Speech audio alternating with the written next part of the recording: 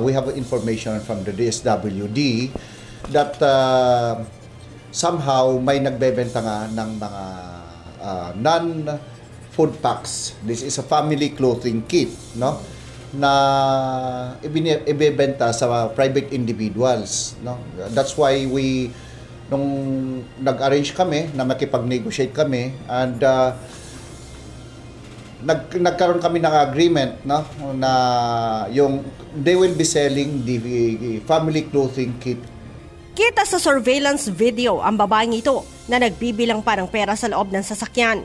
Ang naturang pera ang ibinayad ng confidential agent ng Philippine National Police, Criminal Investigation and Detection Group National Capital Region na nagpanggap na buyer para bumili ng relief packs sa isang warehouse sa Juan Luna, Tondo, Manila. Ayon kay CIDG NCR Chief Police Lieutenant Colonel John Giagi, aabot sa mahigit sa 15.5 million pesos ang babayaran nila sa seller para sa 6,000 relief packs na nagkakahalaga ng 2,588 pesos kada isa.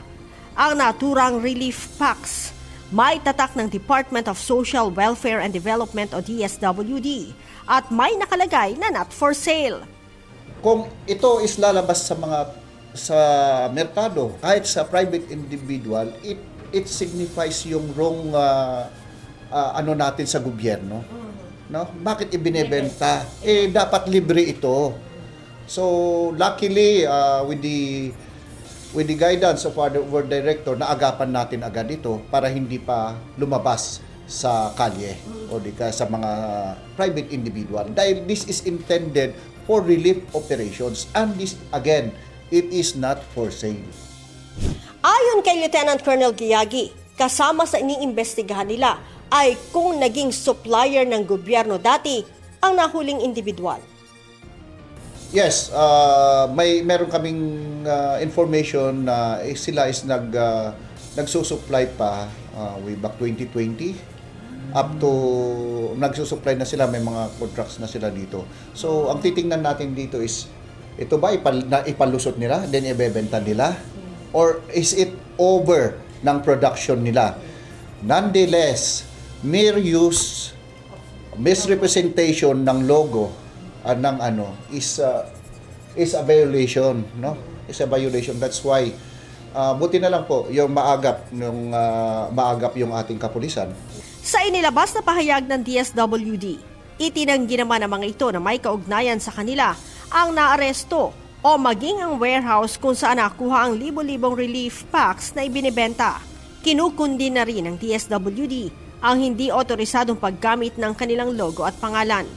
Suportado din ng ehensya ang ginagawang investigasyon ng otoridad at nakahandang magsampa ng kaso laban sa nahuling individual. Kaugnay nito, sinabi ni Lieutenant Colonel Giagi na mahaharap sa mga kaso ang babaeng na aresto. We are looking for charges that will be filed against this person for the violation of Section 19E of Republic Act 10121, okay? Yung Disaster Risk Reduction and Management Act of 2010, and then yung Republic Act 179, no? Yung misrepresentation ng logo, insignia ng government office. Kasi kung makikita nyo doon, meron doon DSWD, meron doon yung logo ng Bagong Pilipinas. And ang worst is makikita mo naman doon not for sale. Kabilang sa relief packs ang towel, tsinelas, t-shirt na panlalaki, pambabae at pangbaby, shorts na pangbata at pangmatanda at maging underwear. Ang nahuling individual ay nakakulong na sa tanggapan ng CIDG National Capital Region. Leia Ilagan, UNTV, News and Rescue. Diyos ang aming sandigan, serbisyo publiko ang aming pinahahalagahan.